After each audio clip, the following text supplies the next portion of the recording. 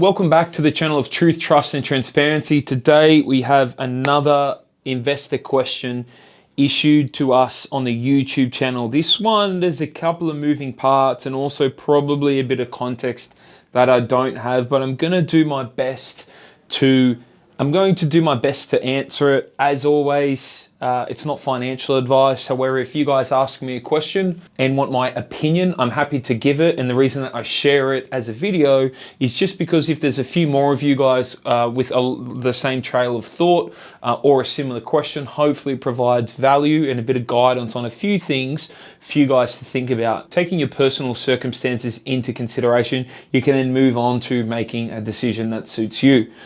Now I'm going to read out the question. It's quite a long one, so stick with me. The comment says, happy to be one of 32, because I obviously joke that I don't get too many views. Obviously, I'm new to YouTube. Thanks for the content and wish you the best with reaching your subscriber goal, which is 2,500 by the end of the year, end of 2025. So if you're watching this, please subscribe and we can continue to try to reach that. I've been interested in what you have to say because I've loved property and have always wanted to be in property from a young age. I'm now late 30s. I'm just going to write some key points. Late 30s. And long story short, I'm feeling it's my last chance to get into property before the next setback happens, such as life. I've essentially lost 10 years, but I'm still interested in being an owner builder and transition to being a builder. Not interested in millions, but really just enjoy renovating and designing. Sparky by trade. The idea I've always had is to buy, knock down, rebuild, townhouse or subdivide, and then rather than sell, keep as an investment. What are your thoughts on this strategy and could it work? ? I'm not interested in a quick turnaround, but also realize that I've got 5 to 10 years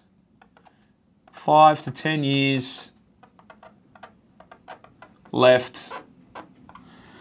I've got 5 to 10 years of employed work left in me before health becomes a problem.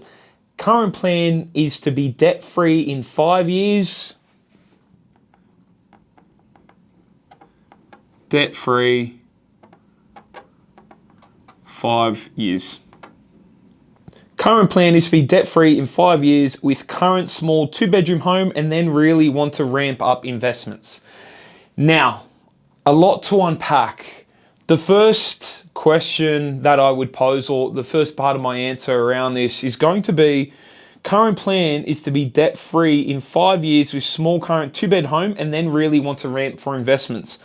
You've told me you've got 5 to 10 years worth of work left and you want to be debt-free in 5 years.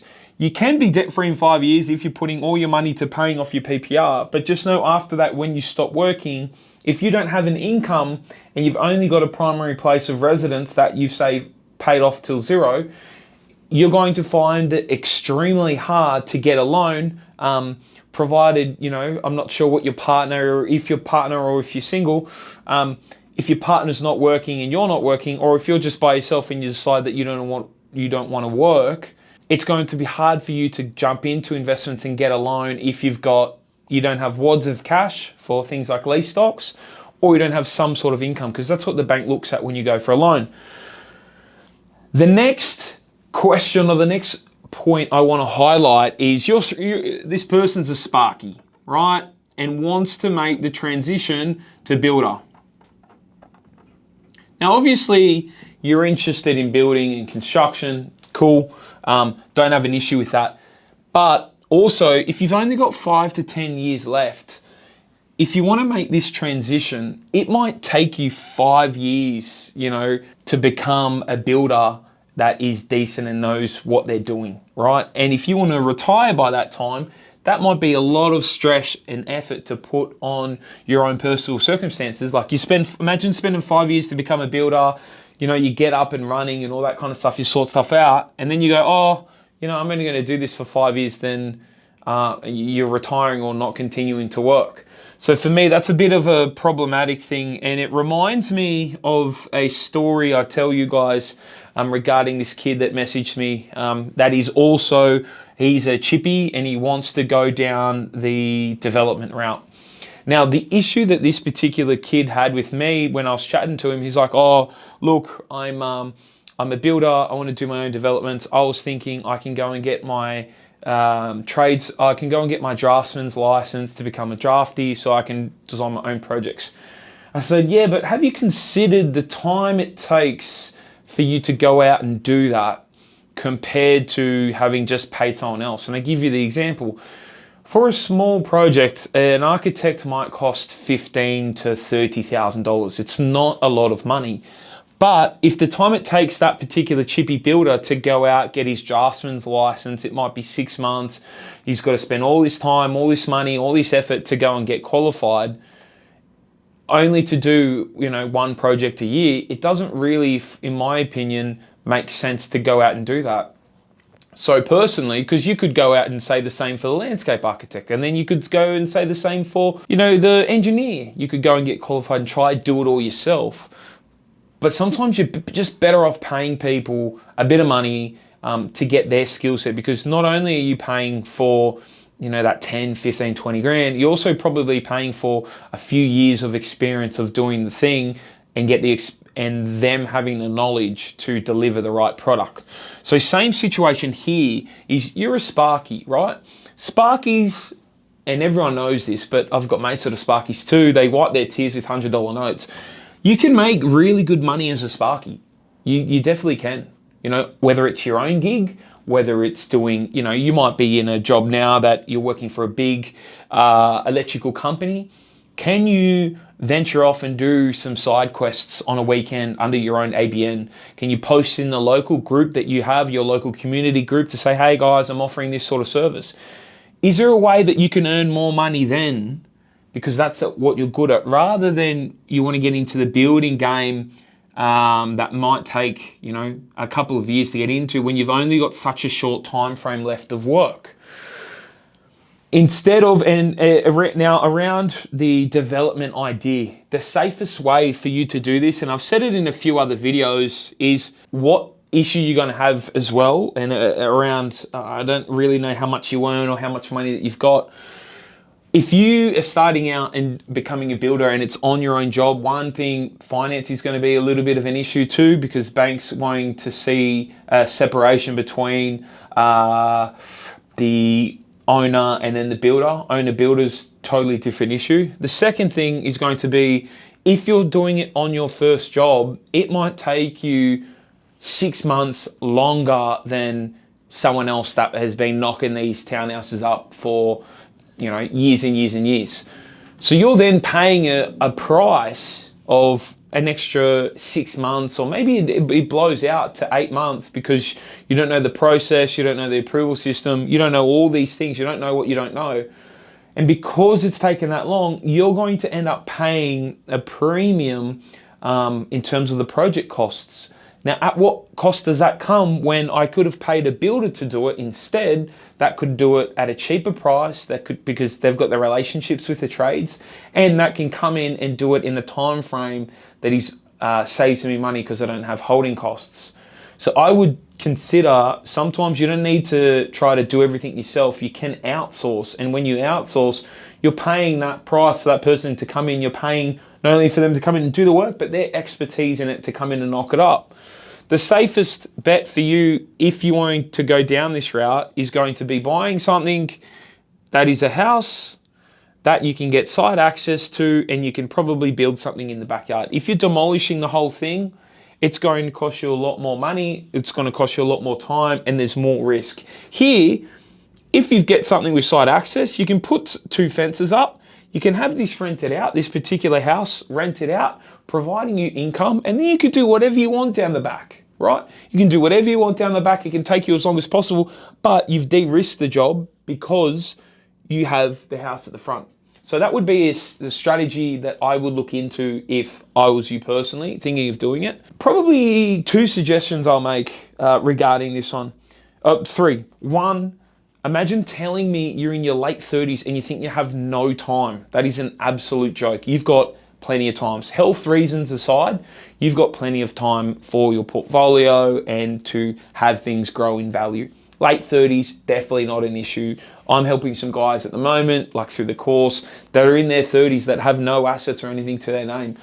You've still got plenty of time to build and scale. So please, in your 30s, don't think that you've lost it.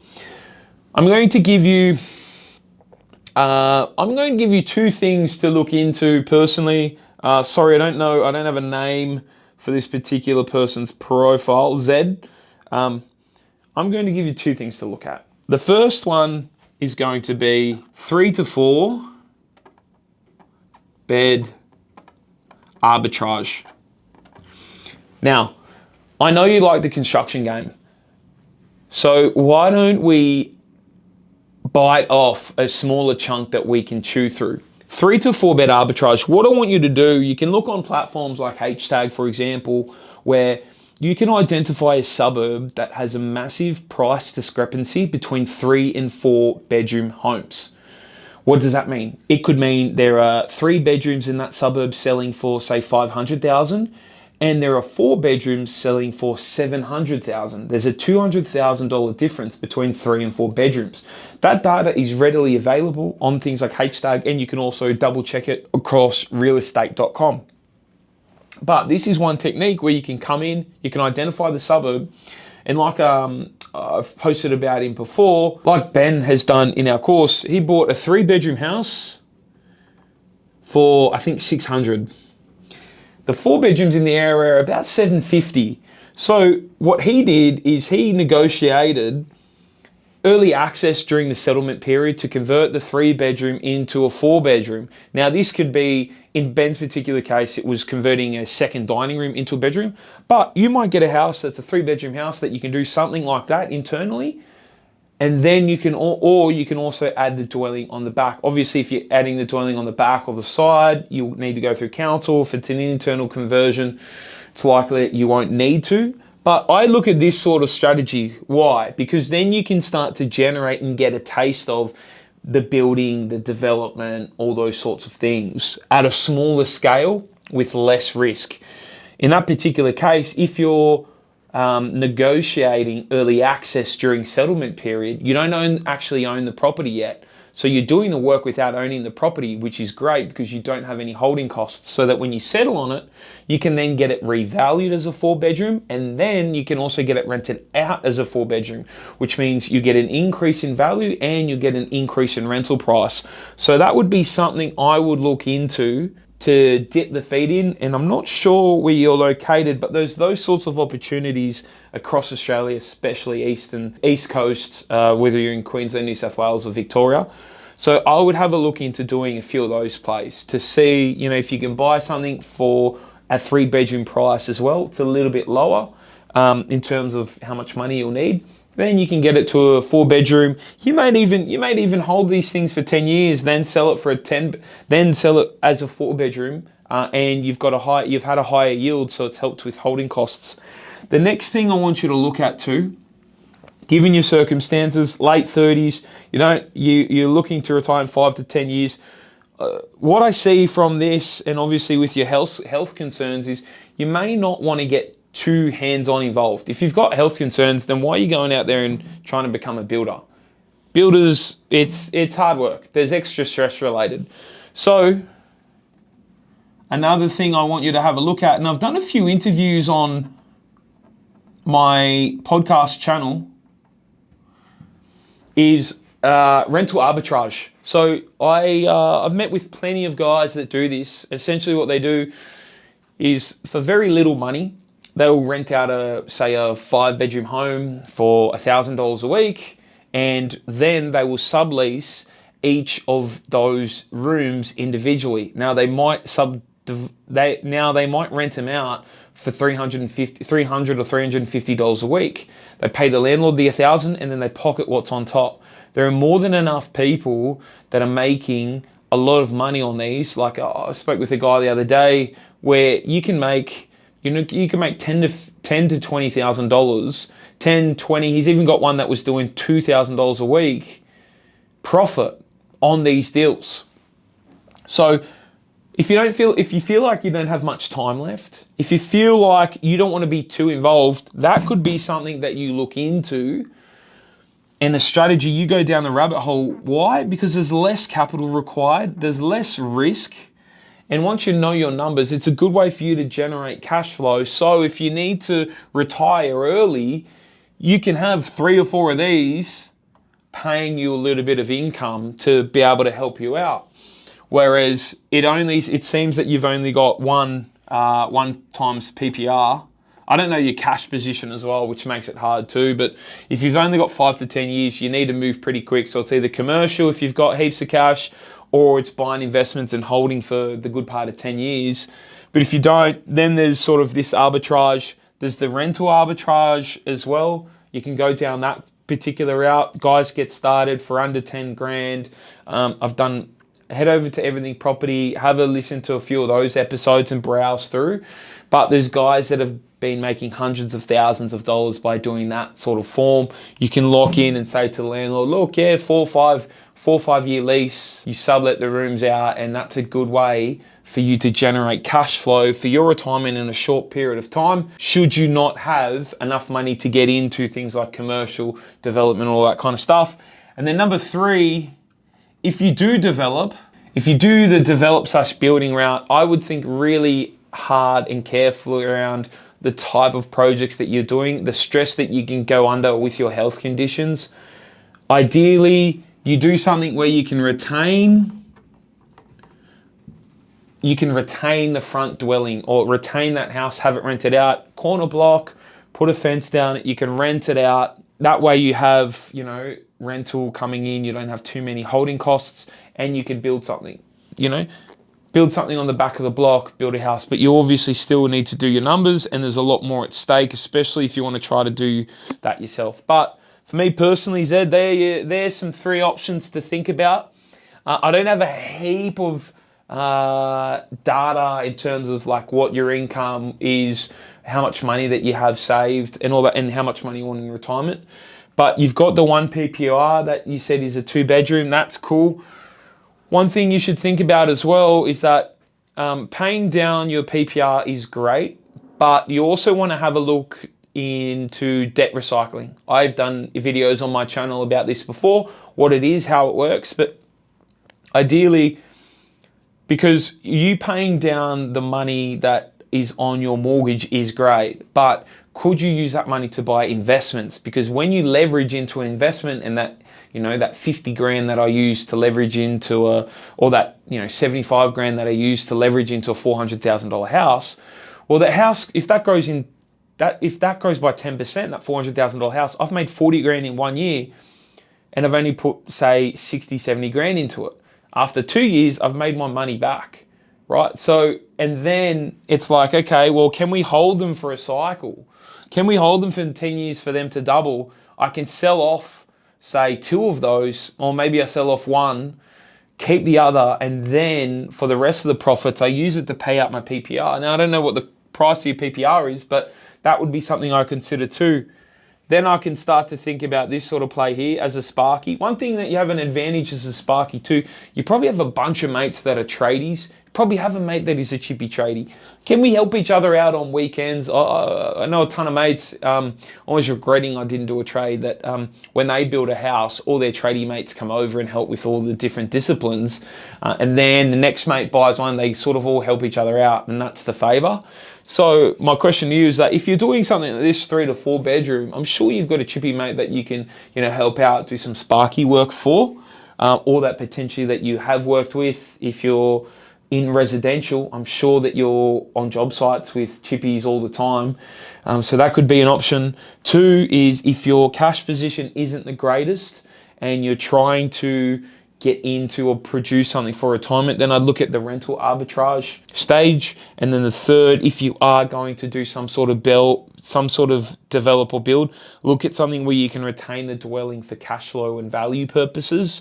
Remember, Sparky is a great trade at the moment. You can earn a lot of money with it, even if you're doing your own thing or you do your own thing on the weekend. You don't need to become a builder, especially in this sort of time frame. But if you are going to build and you want to go down that route, look for something that's maybe less risky, than just doing boom, trying to figure out how to build a block of townhouses. So that would be my answer to the question. Zed, if you've got any questions off the back of this, let me know in the comments. If not, if you've got value from it, guys, I appreciate if you subscribe. And as always, I'll see you tomorrow.